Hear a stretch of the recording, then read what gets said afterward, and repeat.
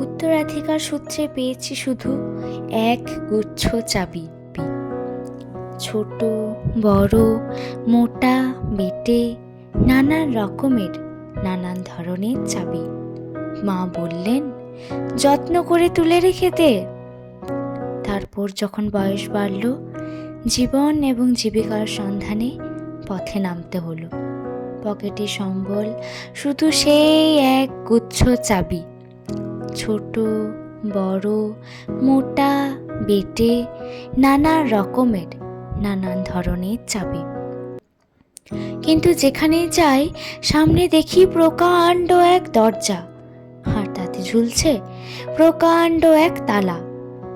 Pocket থেকে চাবির গুচ্ছ বের করি, এ চাবি সে চাবি ঘোরায় ফেরায়, লাগে না, খোলে না।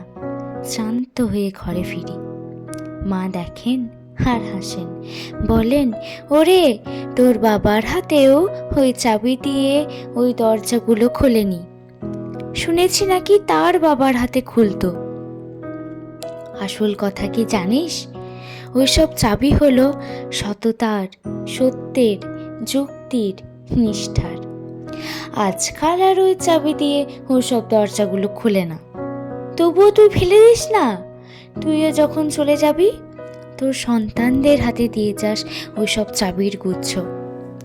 হয়তো তাদের হাতে, হয়তো কেন, নিশ্চয়ই তাদের হাতে একদিন ওসব সততার, সত্যের, যুক্তির, নিষ্ঠার চাবি দিয়ে জীবনের বন্ধ দরজাগুলো খুলে যাবে, খুলে যাবেই।